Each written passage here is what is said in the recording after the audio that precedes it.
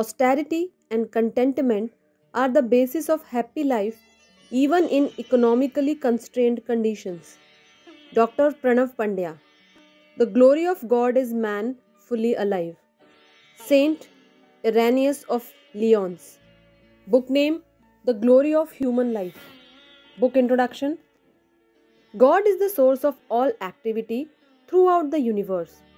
He cannot be seen or described by any of his creatures in his own nature. A man's life is the glory of God.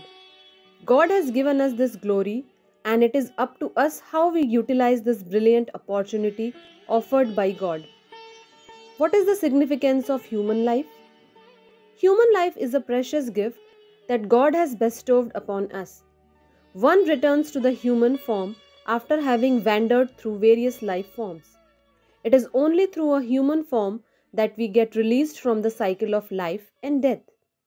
Good deeds, pious feelings, and living this life according to the ideals of Dharma can help us to liberate ourselves from this cycle of birth and death.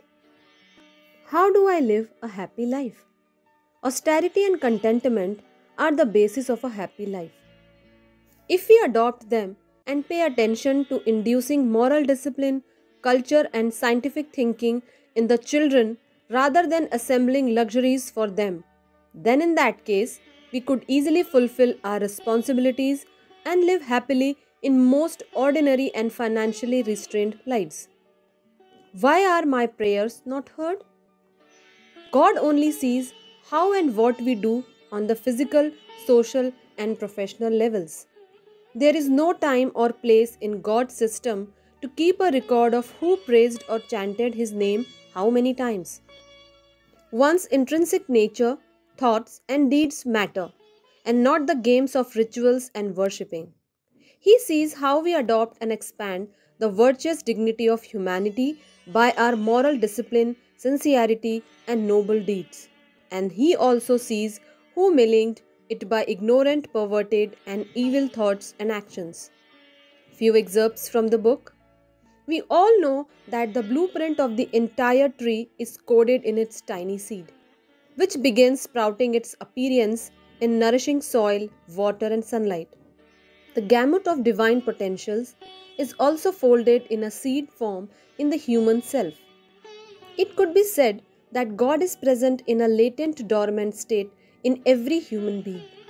Enormous sources of riddhis siddhis, that is, supernormal talents and divine potentials, are hidden within our existence. Divine virtues and powers imbibed in the human self begin to arouse and manifest when devout sadhanas activate these extrasensory sources in their body and mind. Thousands of illusions, attractions, and vices could be considered responsible for deluding and depriving human life.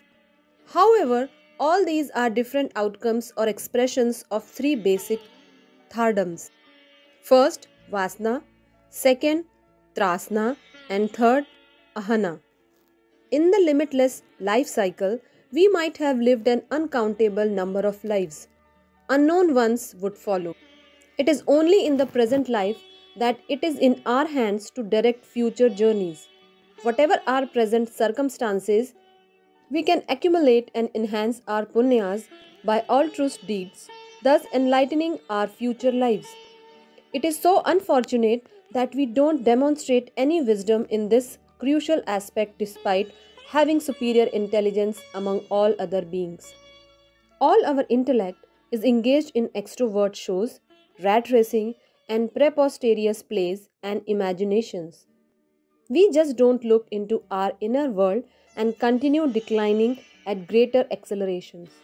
There are only two modes, two measures of receiving Thy grace. First, how much we succeed in inculcating purity, generosity, and honesty in our sentiments, our thinking, character, behavioral conduct, and action. Second, what we contribute towards altruist welfare, towards the maintenance, amelioration, and blossoming growth of Thai gardens spread everywhere in this world. Few topics from the book. First, the preeminence of being a human being. Second, the basis of human dignity. Third, the three grand forces of devolution. Fourth, missed opportunity and endless repent. Fifth, man is the architect of his destiny.